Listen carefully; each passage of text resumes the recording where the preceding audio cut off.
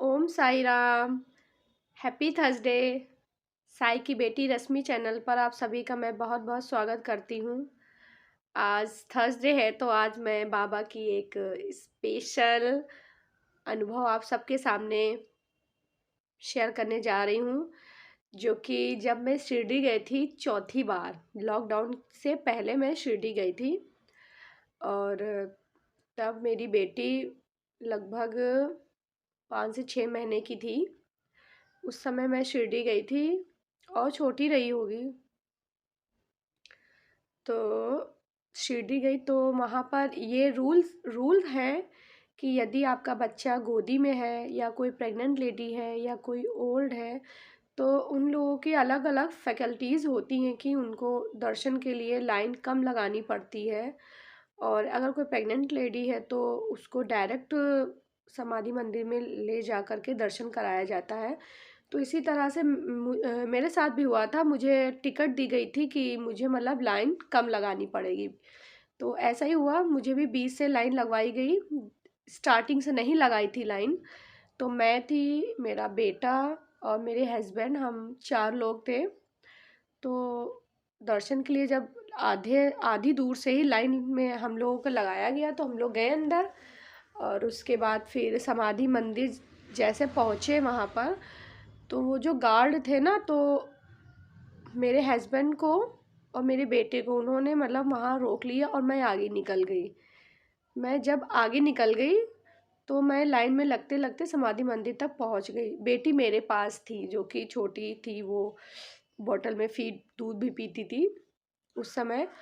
तो और हस्बैंड और बेटे वो लोग पीछे हो गए और उन लोगों को रोक लिया गया था वहाँ पर कुछ देर के लिए। और दर्शन भी कुछ देर के लिए रुक गए थे। आई थिंक आरती शुरू हो चुकी थी उस समय, तो दर्शन रोक दिए गए थे आरती के समय पे। फिर गोदी में लिए थी तो हाथ में बहुत पेन हो रहा था, मेरे बहुत दर्द हो रहा था। बहुत टाइम से लिए थी मैं, तो बहुत दर्द होने लगा। तो मैं बाबा से बोली कि बाबा बहुत दर्द हो रहा है हाथ में, हेल्प मी बाबा। मैं उनसे ये बोली, वहीं समाधि मंदिर में ही खड़े होकर के मैंने ये बोला। फिर जस्ट उसके तुरंत बाद मेरे एक आगे एक आंटी थी, वो बूढ़ी बूढ़ी सी थी, बहुत यंग नहीं थी, बूढ़ी बूढ़ी बूढ़ी थी। वो मुझसे बात करने लगी, मैं भी उनसे थोड़ा बहुत बात करने लगी। फिर वो बोली, बेटी तुम थक गई होगी, इसको मुझे, अपनी बेटी को मुझे दे दो। तो थोड़ी देर तो मुझे डर लगा कि मेरी बेटी मांग रही है। तो फिर मैंने कहा कि नहीं, बाबा के मंदिर में हो तो माइंड में शक नहीं लाना मुझे। मैंने अपनी बेटी उनके हाथ में दे दी और वो रो रही थी बहुत। उन्होंने उसको चुप करा लिया गले लगा के। उसको मुझसे उसकी बोतल मांगी, मैंने उसको बोतल भी दे दी आंटी को। उन्होंने उसको दूध पिला दिया, वो सो गई। और फिर मुझे वो मेरा हाथ उन्होंने पकड़ा, बोला बेटा तुम यहाँ बैठ जाओ। वहाँ शायद थोड़ा सा स्पेस था तो उन्होंने मुझे वहाँ बैठने के लिए बोला। तो मैंने कहा नहीं आंटी ठीक हूँ।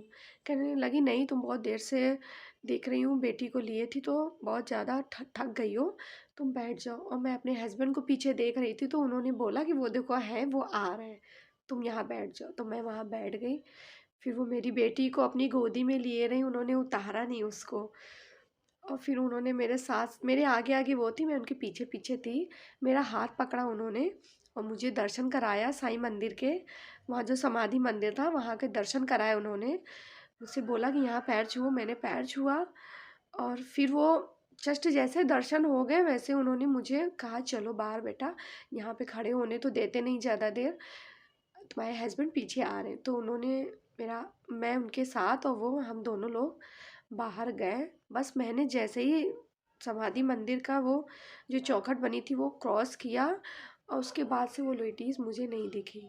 उसने मेरी बेटी मुझे दे दिया, कहने बस उसके बाद से वो लेडीज़ नहीं दिखी। मैंने उसे वहाँ ढूंढा, क्योंकि जस्ट कुछ सेकंड्स की बात थी कि वो कहाँ चली गई इतनी देर में मुझे नहीं पता।